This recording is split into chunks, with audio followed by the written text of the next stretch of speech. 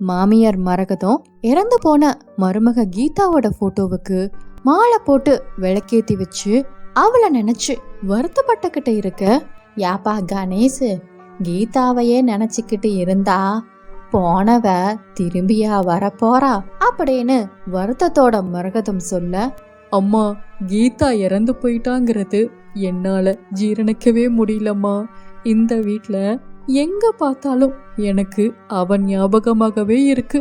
ரொம்ப வருத்தப்பட்ட கணேஷ் சொல்ல, கவலைப்படாத கணேஷ், வருத்தம் இருக்கத்தான் செய்யும். நம்ம வேற வீட்டுக்கு போயிடலாம், அப்பவாவது உன் மனசு மாறுதான்னு பார்க்கலாம் அப்படின்னு மரகதம் சொல்லவே, மரகதமும் கணேஷும் அந்த வீட்டை விட்டுட்டு வேற பக்கமா கூடி போயிட்டாங்க. ஒரு நாள் மரகதம் வெளியே போகும்போது எதிரே ஒருத்தர் வந்தாரு. என்ன மரகதம்மா, பார்த்து பார்க்காத மாதிரி போறீங்க? உங்களை எங்கையெல்லாம் தேடுறது? உங்க வீடு வேற பூட்டியே கிடக்குது, எங்க தான் போயிட்டீங்க அப்படின்னு கோபால் கேட்கவே, மரகதம் அந்த ஆளை பார்த்த உடனேயே ரொம்ப அதிர்ச்சியானாங்க. ஏன், பழைய வீட்டை காலி பண்ணி 1 மாசம் ஆச்சு. ஆமா, நீ என்ன இந்த பக்கம்? நீ எதுக்குப்பா என்ன தேடற அப்படின்னு மரகதம் கேட்கவே, என்னம்மா தெரியாத மாதிரி கேக்குறீங்க? நான் தான் உங்க வீட்டுக்கு உங்க மருமக கீதாவுடைய சொந்தக்கார மாதிரி வந்தேன். கீதாவைய கூட்டிக்கிட்டு போனேன். மறந்துடுச்சாமா உங்களுக்கு? உங்க மருமக கீதாவை சாகடிக்கணும்னு ஒரு திட்டம் போட்டீங்களே, நீங்க சொன்ன மாதிரி அந்த புள்ளைய தண்ணியில தள்ளி விட்டுட்டேன். அதுக்கு பணம் வேணுமா? பணம். நீங்க பாட்டுக்கு காலி பண்ணிட்டு இன்னொரு பக்கம் போயிட்டீங்கன்னா அப்படின்னு கோபால் கேட்கவே, உனக்கு கொஞ்சமாச்சு அறிவு இருக்குதா? நீ என்ன தேடிட்டு வந்தா உனக்கு தான் பிரச்சனை. உன்னை என் பையன் பார்த்துட்டான்னு வச்சுக்கோ, அவ்வளவுதான். இதுவே கடைசியா இருக்கட்டும், புரியுதா அப்படின்னு சொல்லிட்டு சேர வேண்டிய பணத்தை கொடுத்துட்டு அங்கிருந்து வீட்டுக்கு கிளம்பி போனாங்க மரகதம். வீட்டுக்குள்ள வந்த உடனேயே கணேஷ், அம்மா எங்கம்மா போனீங்க? கொஞ்சம் கூட பொறுப்பே இல்லாம கதவை திறந்து போட்டுட்டு போயிருக்கீங்க. இல்லப்பா கணேஷ், நம்ம கீதாவுடைய படத்துக்கு விளக்கேத்தா எண்ணெய் வாங்கிட்டு வர போயிருந்தேன் அப்படின்னு ரொம்ப பாவமா சொல்ல, அம்மா, அடுப்புல பாலை வச்சுக்கிட்டு நீங்க பாட்டுக்கு போயிட்டீங்க. பால் பொங்கி அடுப்பு அணைஞ்சு போச்சு. கேஸ் போய்கிட்டு இருந்துச்சு. நல்ல வேலை கதவு திறந்திருந்ததுனால கேஸ் வாடையெல்லாம் வெளியே போயிடுச்சு. இல்லைனா என்ன ஆயிருக்குமா? ஏன் இப்படி பொறுப்பே இல்லாம இருக்கீங்க? ஆமாப்பா கணேஷ், பாலை காய்ச்சிக்கிட்ட இருந்தான்ப்பா, அடுப்பை அணைச்சிட்டு போக மறந்துட்டேன். என்னப்பா பண்ணறது, வயசாயிக்கிட்டே போகுதல்ல, வேலை செய்யவும் முடியல அப்படின்னு ஏதோ சமாளிச்சா மரகதம். அப்படின்னா வேலைக்கு ஒரு பொறுப்பான ஆளை வைக்க ஏற்பாடு பண்ணுங்கம்மா அப்படின்னு கணேஷ் சொல்லவே, ஒரு நாள் மரகதத்துடைய நெருங்கின தோழி பார்வதி கிட்ட இருந்து போன் வந்துச்சு. ஏன் மரகதம், வேலைக்கு ஆளு கேட்டிருந்திய, நல்ல பொறுப்பான பொண்ணா கிடைச்சிருக்குது, அனுப்பிச்சு விடட்டா? அப்படியா பார்வதி, உடனே அந்த பொண்ண அனுப்பிச்சு விட அப்படின்னு மரகதம் சொல்லவே, சரி சரி, உங்க வீட்டு அட்ரஸ கொடுத்து அனுப்பிச்சு விடுறேன், பாத்துக்கோ அப்படின்னு பார்வதி சொல்லிட்டு போனை வச்சுட்டாங்க. அன்னைக்கு சாயந்தரம் மரகதமும் கணேஷும் கீதாவுடைய போட்டோவுக்கு விளக்க ஏத்தி வச்சு ரொம்ப சோகத்தோட உட்கார்ந்து கொண்டிருந்தான் கணேஷ். அப்போ ஒரு பொண்ணு கதவை தட்டிக்கிட்டு உள்ள வந்தா. அவளை பார்த்த உடனேயே மரகதம் அதிர்ச்சியானாங்க. அங்க பார்த்தா கீதா நின்னுட்டு இருந்தா. அவளை பார்த்த உடனே, கீதா, இவ்வளவு நாள எங்கம்மா போயிருந்த? என்னதான் ஆச்சு உனக்கு? உங்க மாமா நீ செத்துட்டேன்னு சொன்னாரு அப்படின்னு கணேஷ் அதிர்ச்சியா கேட்க, அப்பதான் கீதாவுக்கும் எல்லாமே ஞாபகத்துக்கு வந்துச்சு. கணேஷ் தான் நம்முடைய கணவர்னு, மரகதம் தான் மாமியார்னு தெரிய வந்துச்சு. அது மட்டும் இல்ல, மாமியார் மரகதம் செய்த சூழ்ச்சியும் ஞாபகத்துக்கு வந்துச்சு. ஆனா அவனால எதுவுமே பேச முடியல. அமைதியா இருந்தா கீதா. ஏமா மருமகளே, எப்படிமா இருக்கிற?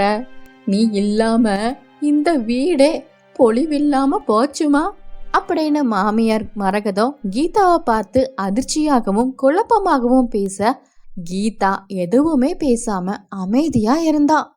அம்மா, கீதா வந்ததே போதுமா? அவ நார்மல் ஆகிற வரைக்கும் அவகிட்ட எதையும் கேட்க வேண்டாம், அவளே சொல்லுவா. அது வரைக்கும் நம்ம பொறுமையா இருப்போம் அப்படின்னு சொல்லிட்டு கணேஷ் உள்ள போனான். நான் தான் இவளை சாகடிக்க திட்டம் போட்டேன்னு தெரிஞ்சிருக்குமோ, இவ மட்டும் வாயை திறந்து பேசி என் பையன்கிட்ட சொல்லிட்டானா அவ்வளவுதான் அப்படின்னு மரகதம் மனசுக்குள்ளேயே யோசிச்சா. அந்த நேரத்துல பார்வதி கிட்ட இருந்து போன் வந்துச்சு. மரகதம், வேலைக்கு பொண்ணு ஒன்று அனுப்பிச்சு விட்டனே, வந்துருச்சா? பாவம், அந்த பொண்ணுக்கு தலையில அடிபட்டு அதிர்ச்சியில பேச முடியாம போயிடுச்சு. அவளுக்கு உறவுன்னு சொல்லிக்க யாரும் இல்ல. நீ கொஞ்சம் நல்லா பாத்துக்கோ மரகதம். அப்பதான் மரகதத்துக்கும் எல்லாமே புரிய வந்துச்சு. கீதா பார்வதி அனுப்பிச்சு விட்ட வேலைக்கார பொண்ணுன்னு தெரிய வந்துச்சு. அவளுக்கு பேசவும் வராதுன்னு தெரிஞ்சுக்கிட்டா. அப்பதான் மாமியார் மரகதத்துக்கு உயிரே வந்துச்சு போங்க. போனவ அப்படியே தொலைஞ்சு போயிருப்பான்னு நினைச்சா இவ இப்படி திரும்பி வந்து நிக்கிறாள மனசுக்குள்ளேயே யோசிச்சா மாமியார் மரகதம். ஒரு நாள் கீதா தோட்டத்துக்கு தண்ணி ஊத்தி கொண்டிருந்தா.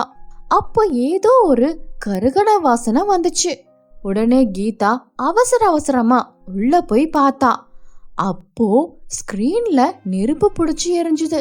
அத தெரியாத மரகதம்மா டிவிய பார்த்துக்கிட்டு சோஃபாலேயே படுத்து தூங்கிட்டாங்க. அத பார்த்த கீதாவுக்கு அதிர்ச்சியில அவளை அறியாமையே கத்துனா. அத்தை அப்படின்னு கத்திட்டு தண்ணீரை எடுத்து அந்த நெருப்பு மேல ஊத்தினா. அப்போ தூக்கத்துல இருந்த மரகதம் என்ன நடந்ததுன்னு தெரியாமலே கண்ணை திறந்து பார்த்தாங்க.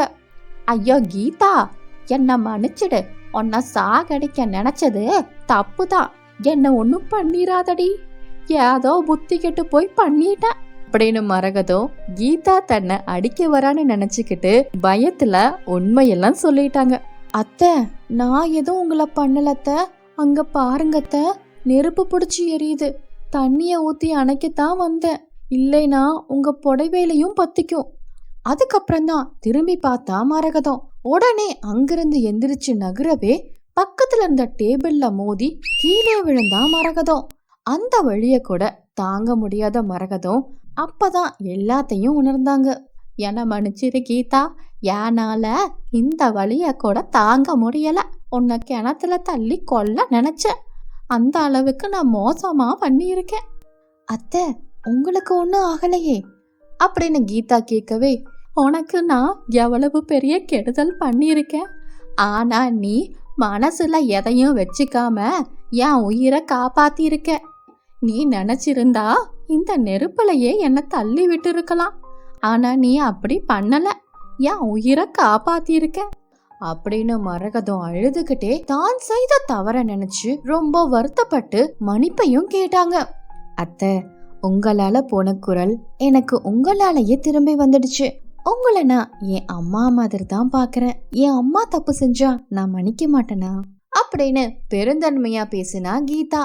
கீதாவும் மரகதமும் சந்தோஷமா பேசி கொண்டிருந்தத பார்த்த கணேஷுக்கு மகிழ்ச்சி தாங்கல.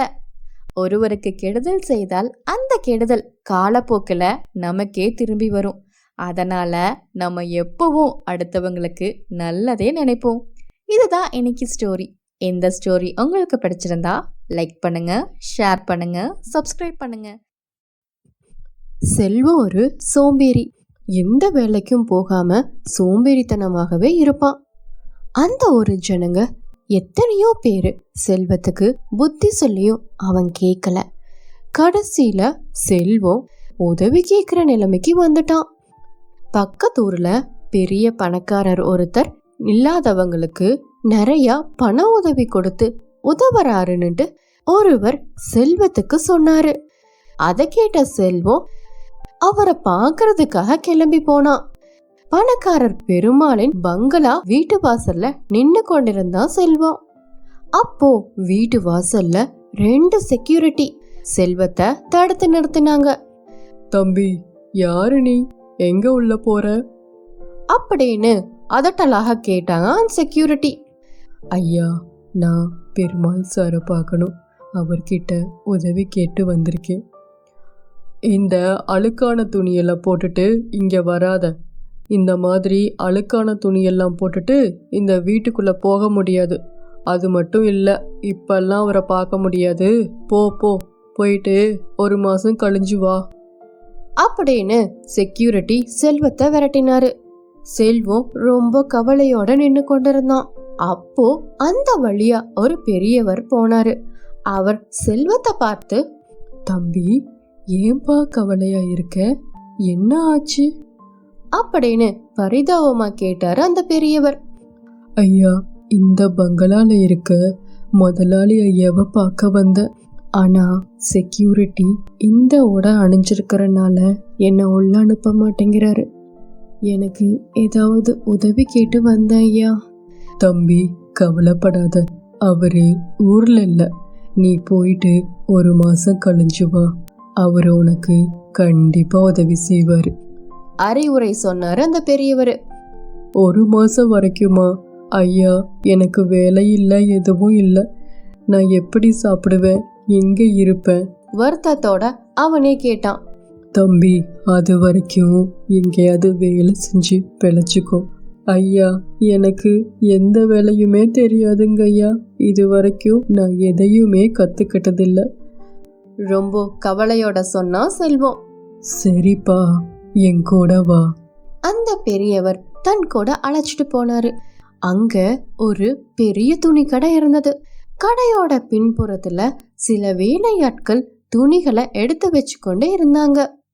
தம்பி, அதோ அங்க ஒரு துணி மூட்டை இருக்குல்ல, அதை எடுத்துட்டு இங்க வா அப்படின்னு பெரியவர் சொல்ல செல்வமும் அந்த வேலையை செய்தான். தம்பி, நீ இப்ப செஞ்சியே அதுதான்பா வேலை. நான் சொல்றத செய்தா கூலியா உனக்கு நான் பணம் தரேன். ஒரு நல்ல அறிவுரைய சொன்னாரு அந்த பெரியவர். செல்வமும் அந்த கடையில சொன்ன வேலையெல்லாம் செய்தான். சில நாட்கள்லயே வேலைய கத்துக்கொண்டான். 1 மாதமும் ஆனது.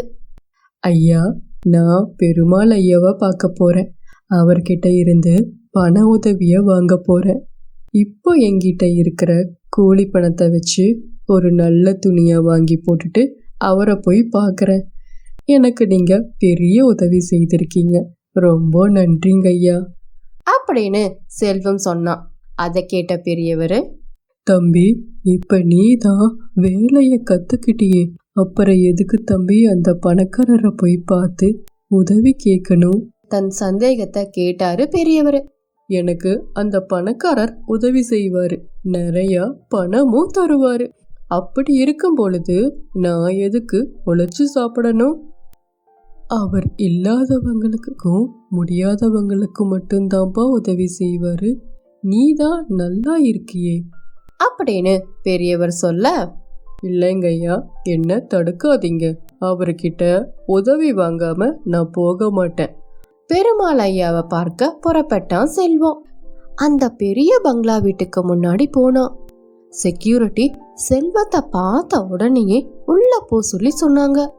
செல்வத்துக்கு ஒரே ஆச்சரியம்.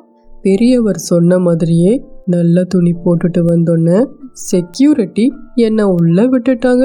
ரொம்ப சந்தோஷத்தோட உள்ள போனா செல்வம். உள்ளே போன செல்வத்துக்கு மிகப்பெரிய அதிர்ச்சி காத்துக்கிட்டு இருந்தது. ஐயா, பெரியவரே, நீங்களா? நீங்க தான் அந்த பணக்காரர் முதலாளியா? அப்புறம் எதுக்கியா உங்க கடையிலேயே எனக்கு வேலை கொடுத்தீங்க? அன்னைக்கே பண உதவி பண்ணியிருந்தா நான் ஊரை பார்த்து போயிருப்பேன்ல. எதுக்கியா 1 மாசம் கழிஞ்சு என்ன வர சொன்னீங்க? அடுக்கடுக்கா கேள்விகளை கேட்டு கொண்டிருந்தான் செல்வம். தம்பி, நான் அன்னைக்கே உனக்கு பண உதவி பண்ணியிருந்தா நீயும் அந்த பணத்தை வாங்கிட்டு ஊரு பக்கம் போயிருந்திருப்ப. அந்த பணமும் சில நாட்கள்லயே கரைஞ்சும் போயிருந்திருக்கும். மீண்டும் நீ பழைய மாதிரி தான் சோம்பேறியா இருந்திருப்ப. அதனால உனக்கு என்ன பயன்? இப்போ நீ இந்த 30 நாள்ல நல்லா தொழில் கத்துட்டு இருக்க. உன்னுடைய சோம்பேறித்தனமும் போயிடுச்சு அப்படின்னு பெரியவர் பெருமாள் முதலாளி சொல்லவும் அதை கேட்ட செல்வம் தன் தவற உணர்ந்தான்.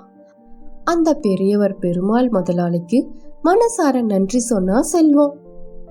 ரொம்ப நன்றிங்க ஐயா, நான் பண்ண தவிர எனக்கு தெளிவா எடுத்து சொல்லியிருக்கிறீங்க.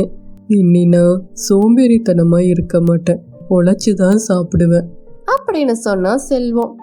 ஒருவர் உழைக்காமல் சோம்பேறியாகவே இருந்து கடைசியில அடுத்தவங்க கிட்ட உதவி கேட்டுதான் சாப்பிடணும். இதுதான் இன்னைக்கு ஸ்டோரி.